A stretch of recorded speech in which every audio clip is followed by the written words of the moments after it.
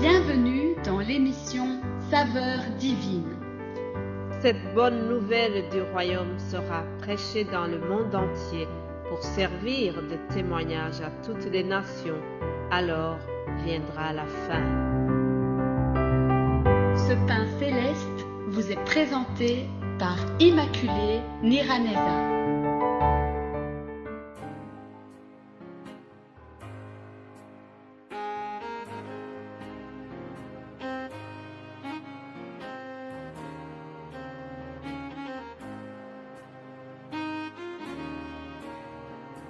Shalom, shalom, bien-aimés de Dieu qui écoutent l'émission Saveurs divines, élevons le nom de l'Éternel sur cette journée. Nous lui rendons toute la gloire, l'honneur, car il en est digne. Il règne éternellement, il est l'alpha et l'oméga de toutes choses. Il ne change pas, tel qu'il était au temps d'Abraham. Aujourd'hui, il est le même. Alléluia. Que toute la gloire revienne à notre Seigneur. Amen. Continuons donc notre titre sur Abraham, notre personnage, le père de la foi. Lisons Genèse 12, à partir du verset 4. Abraham partit comme l'Éternel le lui avait dit, et Lot partit avec lui. Abraham était âgé de 75 ans lorsqu'il sortit de Charan.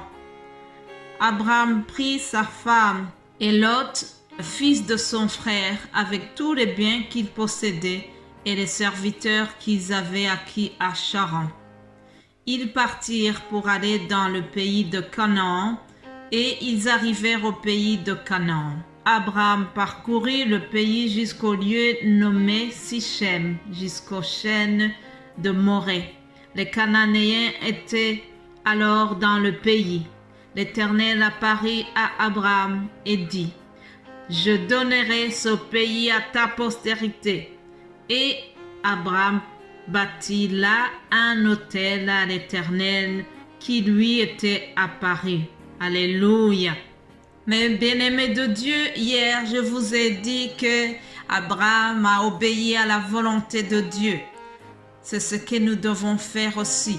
Dans la Bible que je viens de lire, dans la version que je viens de lire, on nous dit qu'Abraham partit.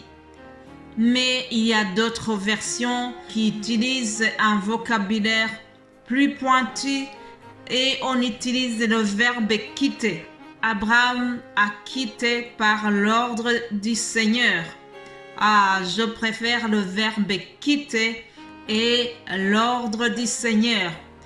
Abraham a quitté sa famille, Abraham a quitté son confort par l'ordre du Seigneur.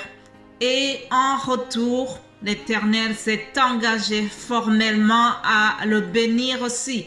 Dans le passage que je viens de lire, on voit que l'Éternel continue à donner des promesses à Abraham. Lorsque je commence par le premier verset de ce chapitre 12, je vois que l'Éternel s'engage à plusieurs reprises. Il s'engage à bénir Abraham. Je ferai de toi une grande nation. Je te bénirai. Je bénirai ceux qui te béniront. Je maudirai ceux qui te maudiront. Plusieurs je. Et puis au verset 5, il lui dit, je donnerai ce pays à ta postérité. Alléluia. Ce que l'Éternel avait promis à Abraham a été réalisé, chers amis. La promesse faite à Abraham ne se limitait pas à lui seulement, mais c'est une promesse qui devait s'étendre à toute sa génération, à toute sa descendance. Alléluia. Il a donné des promesses dans le court terme et dans le long terme, dans un pays où la descendance d'Abraham devait vivre en tant que peuple élu. Vous savez, les graines de la vérité divine devaient être semées dans l'intérêt de toute l'humanité au travers Abraham. Alléluia. Ce pays fut choisi car il était le plus approprié pour accueillir la révélation et le salut divin pour le monde. Alléluia. Je donnerai ce pays à ta postérité. Dieu n'est pas un homme pour mentir. Il a réalisé la promesse. Vous savez, lorsque Dieu dit à Abraham que toutes les nations de la terre seront bénies en lui, c'était vrai. Cela a été exact, chers amis. Nous voyons que Joseph, lorsqu'il était chez Potiphar, la maison de Potiphar a connu une prospérité sans précédent parce que cette maison était justement bénie grâce à la présence de Joseph là-bas. Alléluia. Ça, c'est la promesse de l'Éternel qui poursuivait un descendant de Abraham. Oui, chers amis, lorsqu'on renonce à nous-mêmes, lorsqu'on quitte ce qui nous était cher pour aller vers Dieu, nous sommes gagnants absolument. On n'est jamais perdant lorsque on renonce à soi-même, lorsqu'on renonce à ses biens pour gagner le Seigneur. Un jour, l'apôtre Pierre a posé une question pertinente à Jésus-Christ parce que il avait constaté que lui aussi a dû abandonner certaines choses et il s'inquiétait un peu. Alors, il a posé une question à Jésus. Il lui a dit, « Voici, nous avons tout quitté et nous t'avons suivi. Qu'en sera-t-il pour nous ?» Ça, c'est Pierre qui pose la question à Jésus.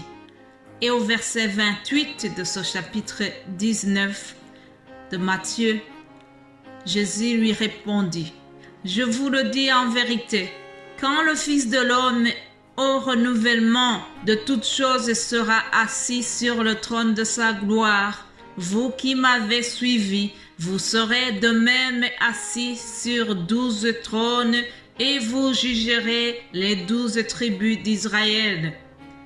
Et quiconque aura quitté à cause de mon nom ses frères ou ses sœurs, ou son père, ou sa mère, ou sa femme, ou ses enfants, ou ses terres, ou ses maisons, recevra le centuple et héritera la vie éternelle. Alléluia. Voilà l'héritage de ceux qui ont tout quitté pour suivre le Seigneur, l'héritage de ceux qui ont abandonné leur famille pour suivre Dieu. C'est ce qui est arrivé aussi à Abraham. Il a été béni parce qu'il a accepté de quitter tout pour suivre l'appel de Dieu. Au verset 3 de ce chapitre 12, Dieu dit à Abraham, « Toutes les familles de la terre seront bénies en toi. » Alléluia. J'aime la logique qui est dans la parole de Dieu et la continuité que nous trouvons de l'Ancien jusqu'au Nouveau Testament, chers amis. L'apôtre Paul dira presque la même chose dans l'Épître aux Galates au chapitre 3, verset 6. Paul dira ceci, « Comme Abraham crut à Dieu et que cela lui fut imputé à justice, reconnaissez donc que ce sont ceux qui ont la foi qui sont fils d'Abraham.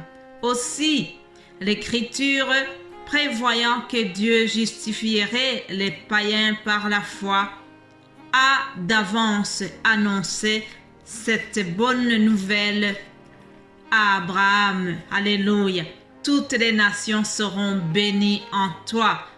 La bonne nouvelle que l'Éternel a annoncé à Abraham, cela a été répété par notre cher Paul.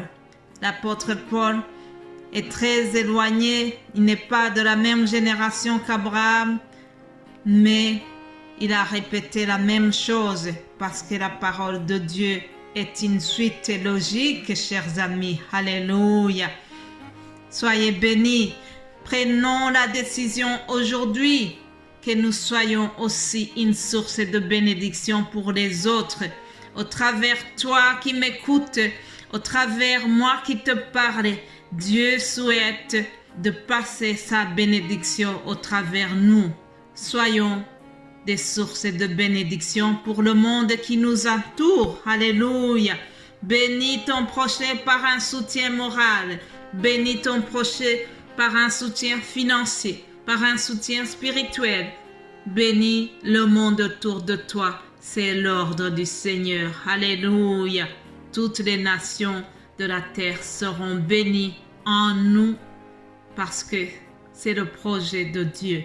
Soyez bénis au nom de Jésus-Christ. Amen.